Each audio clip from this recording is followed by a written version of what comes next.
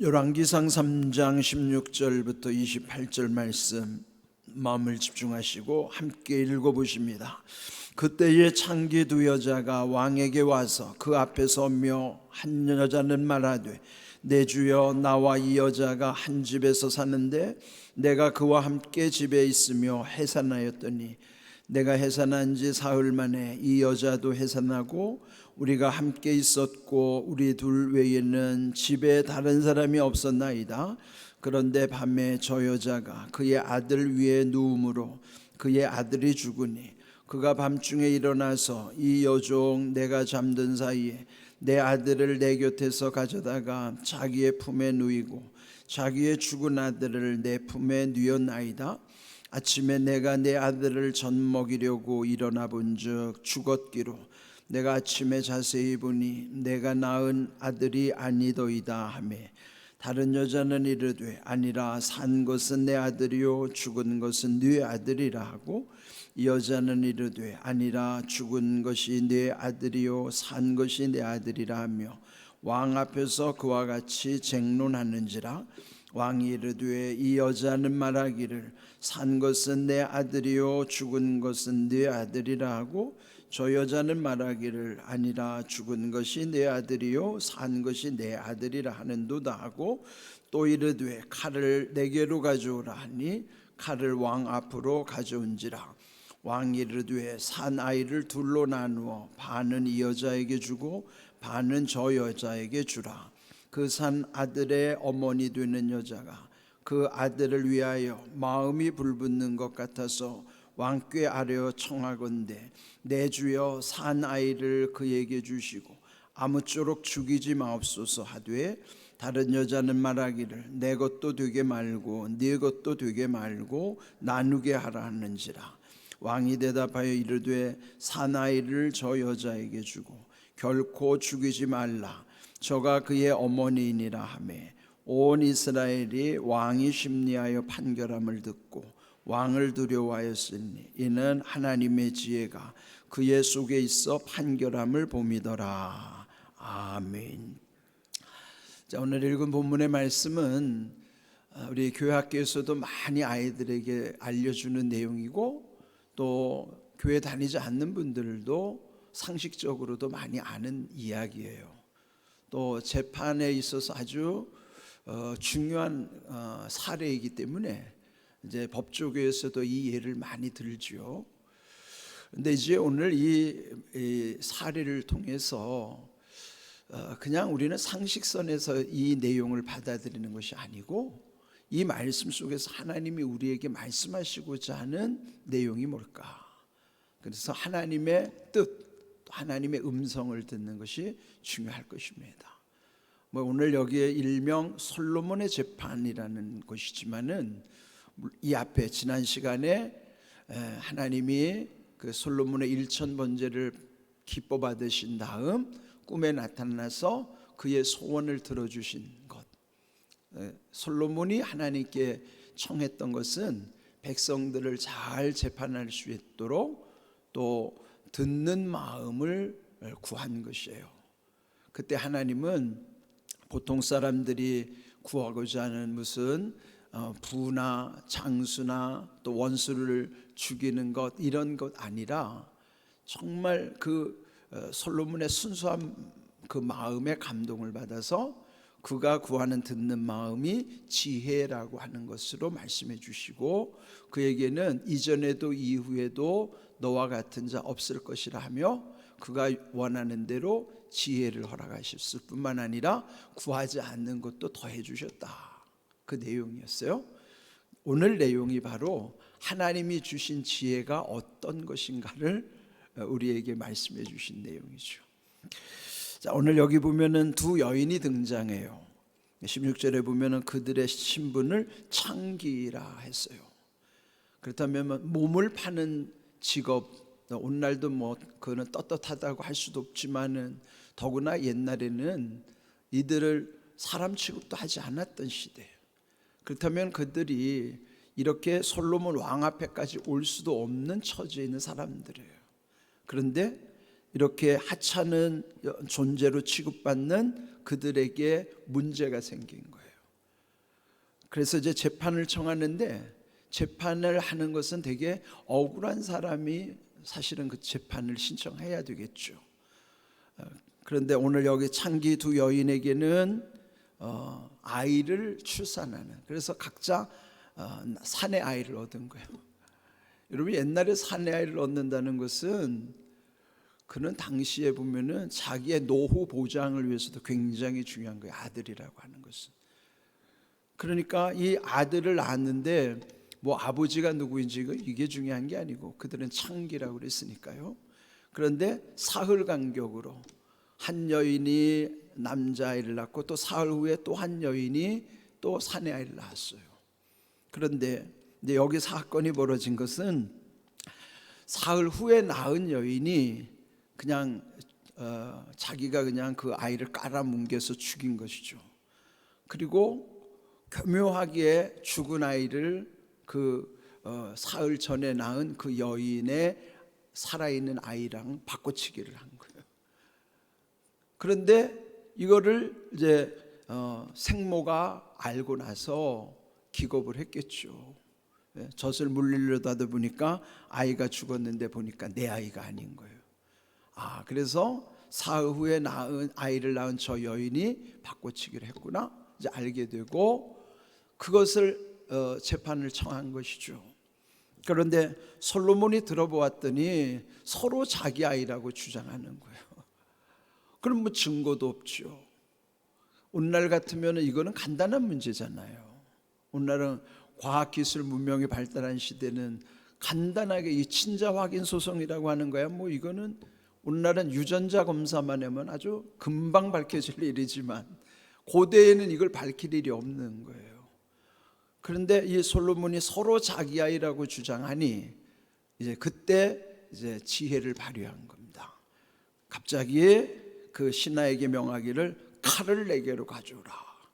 그래서 서슬프른 아주 시퍼런 칼이 왕의 손에 들려져 있습니다. 그 왕이 명하기를 그 부하에게 그러면은 이 산 아기를 공평하게 둘로 잘라서 각각 이 여인들에게 나눠주란 말이에요.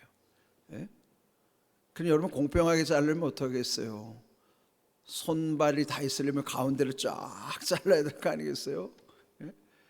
그러면 어떻게 될까요? 결국은 이 아이는 죽어야 되는 거예요. 왜 솔로몬은 이렇게 잔인한 방법을 명령했을까요? 그때 이 솔로몬의 생각에서는 사람의 본성을 자극한 거예요. 본성이라는 것은 있는 그대로의 성격, 성품, 그는 숨길 수 없는 것이에요. 인간의 본성이 뭡니까? 하나만 있는 게 아니에요. 두 개가 있어요. 선한 본성과 악한 본성. 선한 마음, 악한 마음. 본성이 우리에겐 두 가지가 다 있어요. 그런데 그 선한 본성과 악한 본성이 여기 지금 솔로몬이 칼을 가지고 그 아이를 잘라라 하는 순간에 거기에 뭐가 튀어나와요? 본심이 튀어나오는 거예요. 본성은 몰라요. 왜? 속 안에 숨겨져 있기 때문에 우리 안에 본성이 악한 본성이 있는지 선한 본성이 있는지 우리는 몰라요. 그런데 본심이 튀어나오는 거예요. 그 본심이 어떻게 튀어나와요? 본성에서 튀어나오는 거예요. 그랬더니 이 두 여인의 가릴 수 없는 진짜 본성에서 본심이 튀어나온 거예요. 그때 먼저 생모의 마음이에요. 진짜 엄마는 어떤 엄마인가? 오늘 여기서 중요한 것은요, 우리 생각은 누가 진짜 엄마일까? 되게 우리가 요 정도 수준이잖아요. 과연 누가 엄마인가? 누가 생모인가? 물론 그 중요하죠. 근데 오늘 본문에서 알려주고자 하는 내용은 그 너머에 있는 거예요. 자, 그 명을 받았을 때에 26절 그 산 아들의 어머니 생모죠. 그 엄마는 그 아들을 위하여 마음이 불붙는 것 같아서 왕께 아뢰어 청하건대 내 주여 산 아이를 그 다른 여자에게 주라는 거예요. 다른 여자 여인에게 주라는 것이죠. 죽이지 말라는 거예요. 내 아이가 아니어도 좋으니까 저 여인에게 이 아이를 주십시오.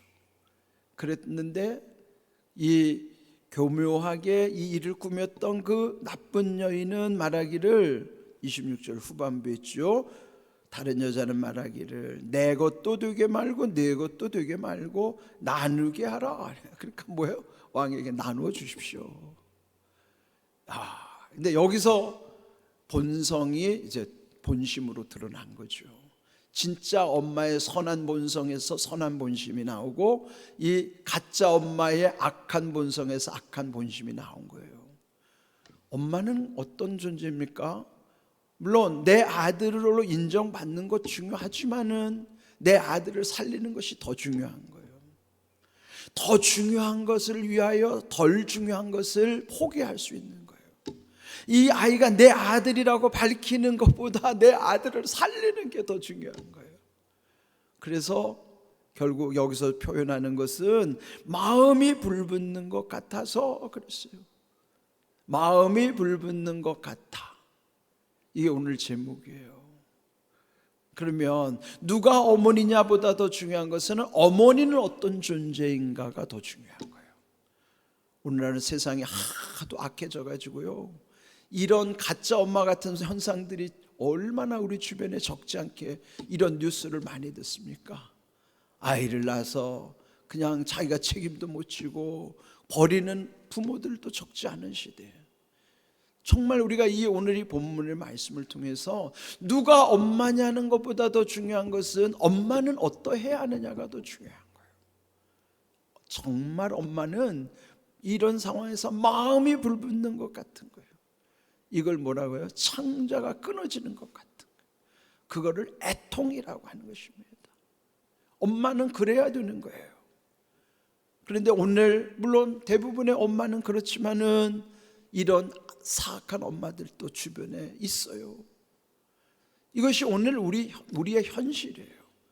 우리 안에 본성이 선한 본성만 있는 것이 아니라 악한 본성도 함께 있기 때문이죠. 솔로몬이 이런 하나님이 주신 지혜로 이게 정말 누구의 자녀인가를 아주 정확하게 분별해내는 것입니다. 오늘 여기 주시는 이런 귀한 지혜로 결국은 27절 이제 판가름이 난 거 아니에요? 이것보다 확실한 게 어디 있어요? 그 누가 진짜 엄마의 마음인가가 드러나잖아요. 그때 27절 솔로몬이 대답하기를 이 살아있는 아기를 저 여자에게 주고, 누구예요? 생모가 확인됐으니까 마음이 불붙는 것 같은, 그래서 그 아이를 죽이지 말라고 그렇게 말하는 그 여인이 이 친엄마임을 밝혀진 것이죠. 그리고 그 여인에게 주라고 한 거예요. 결코 죽이지 말라. 저가 그의 어머니니라. 여기서 결코 죽이지 말라라는 표현도요, 솔로몬의 마음이기도 하지만 사실 하나님의 마음이란 말이에요. 성경은 하나님의 마음을 우리에게 전해주는 책이에요. 여기에 모든 이야기 속에는 하나님의 마음이 녹아있는 거예요. 이 하찮은 여인을 하찮지 않게 여기시는 하나님의 마음, 그 억울함을 풀어주시는 하나님의 마음, 그리고 결코 죽여서는 안 된다고 하는 하나님의 마음. 생명은 하나님께 속한 것이니 생명을 가장 귀히 여기시는 하나님의 마음을 우리도 늘 마음에 둬야 되는 거예요. 그래서 모든 생명을 소중히 여길 수 있는 그런 마음이, 그게 지혜로운 마음이란 말이죠. 솔로몬은 이렇게 명판결을 하고 나서 그 결과가 28절이에요. 어떤 결과였을까요? 온 이스라엘이 왕이 심리하여 판결함을 듣고 왕을 두려워하였으니 이는 하나님의 지혜가 그의 속에 있어 판결함을 봄이더라. 소문이 다 퍼져갔겠죠. 이 명판결에 대한 소문을 들은 온 이스라엘 백성들이 그 지혜를 보고 왕을 두려워하였다, 그런 거예요. 거짓을 말하거나 이런 사람은 두려운 존재가 아닙니다. 언젠가는 거짓은 다 밝혀지고 드러날 수밖에 없습니다. 요즘 우리나라 정치 돌아가는 거 보세요. 거짓이 얼마나 많이 지금 드러나고 있는지. 그게 한순간에 그렇게 해서 자기들의 익속을 차렸다 하지만은 결국은 다 밝혀지고 마는 거예요. 정말 두려운 건요, 이렇게 지혜 있는 자, 정직한 자가 정말 두려운 사람이에요. 왜 이 솔로몬을 사람들이 두려워했는가 하면은 그 지혜로 인해서, 그러나 그 지혜는 솔로몬이 하나님께로부터 받은 지혜였기 때문에. 그러면 오늘 우리에게 있어서 중요한 게 뭘까요? 먼저 구해야 될 것이 지혜예요. 잠언에도 보면은 1장에도 9장에도 보면은 지식의 근본도 지혜라고 그러잖아요. 예? 지혜가 지식의 근본이라고 그러잖아요. 여러분, 우리의 모든 것의 근본은 지혜로부터 시작되는 것입니다. 그러면서 그렇게 될 수 있었던 근본적인 원인은 하나님의 지혜가 솔로몬 왕의 마음속에 있었기 때문에 그 판결을 모든 사람들이 보게 되었다 하는 거예요. 지혜가 있어야, 우리 마음에 하나님 지혜가 부어져야만 판결할 수 있다는 거예요. 오늘 우리는 재판장처럼 판결할 일은 없어도 각각이 판결해야 될 일은 뭘까요? 모든 상황과 관계 속에서의 분별하는 거예요. 또 강조하지만 여기서 이 판결의 가장 초점은 뭐예요? 옳고 그름을 판단하는 거예요. 옳고 그름이 시비라고 그랬죠. 옳을 시, 그를 비. 옳고 그른 것, 시비를 가리는 것, 그것으로부터 분별이 돼야만 공적인 것인지 사적인 것인지 공과 사를 분별할 수 있고, 선후, 먼저 할 것, 나중 할 것, 이 타이밍도 분별할 수 있고, 경중, 무엇이 더 중요하고 덜 중요한 것인가, 그 사안에 대한 본질도 알 수 있는 거예요. 그러니까 여러분 늘 마음에 새겨야 돼요. 시비, 공사, 선후, 경중, 이게 다 어디서 오는가? 지혜에서 오는 거예요. 하나님의 지혜가 왜 이렇게 중요한가? 그래서 잠언에서는 너희가 먼저 구할 것은 지혜라고 말씀하시는 거예요. 우리는 늘 하나님의 말씀의 지혜 가운데서 이런 모든 것들이 다 분별되게 하시는 거예요. 오늘 이 주신 말씀에 있어서 제목에 마음이 불붙는 것 같다라고 그랬었죠. 자, 그렇다면은 우리가 하나님의 마음을 좀 더 헤아리기 위해서 이사야 49장 15절 말씀 우리 함께 읽어보십니다. 여인이 어찌 그 젖먹는 자식을 잊겠으며 자기 태에서 난 아들을 긍휼히 여기지 않겠느냐. 그들은 혹시 잊을지라도 나는 너를 잊지 아니할 것이라. 아멘. 여러분, 여기에 이 지금 두 여인처럼 젖먹이는 여인들이잖아요. 이 엄마의 마음이 어떠하겠는가? 어머니는 자식을 잊을 수도 없고 더군다나 자기의 배에서 난 그 아이를 긍휼히 여기지 않겠느냐? 부모가 자식을 긍휼히 여기는 건 불쌍히 여기는 마음이죠. 이 긍휼이라는 건 하나님 아버지의 마음인데, 이 어머니의 마음을 통해서 긍휼이라고 하는 하나님의 마음을 우리에게 강조해 주신 내용이에요. 그 다음이 그 말씀이죠. 우리의 가장 긍휼히 여기는 어머니의 존재, 그들도 혹시라도 잊을 수도 있다. 여기 지금 어리석은 이 여인처럼, 그러나 아무리 현명한 여인이라고 하더라도 자식에 대한 긍휼을 잊어버릴 수도 있지만은 하나님 아버지는 결코 우리를 잊지 아니할 것이라. 그 하나님 마음을 전해주는 거예요. 긍휼, 애통하는 마음, 이런 귀한 마음이 하나님 아버지의 마음이랍니다. 그래서 여러분, 긍휼을 저도 굉장히 마음에 담고 살아요. 불쌍히 여기는 마음, 아버지 하나님의 마음을 날마다 구해야만 하는 거예요. 우리의 본성에서는요, 그 한계가 있기 때문에 우리 본성 속에 하나님의 마음이 부어져야만 악한 본성이 가려지고 선한 본성 속에서 하나님의 마음이 우리 가운데 드러나게 되는 거예요. 또 강조하지만 야고보서 2장 13절 말씀 야기 13이라고 그랬어요. 긍휼을 행하지 아니하는 자에게는 긍휼 없는 심판이 있으리니 긍휼은 심판을 이기고 자랑하느니라. 하나님 아버지의 마음이 심판을 이기는 거예요. 그러니 여러분 좀 불쌍히 여기세요. 서로 가족 간에도 교회 안에서도 누구를 대하든지 불쌍한 마음, 하나님의 마음이 있어야만 미워하지 아니하고 남을 험담하지 아니하고 남을 해치지 아니하고 그러는 거예요. 날마다 하나님의 마음, 긍휼을 구하시기를 바랍니다.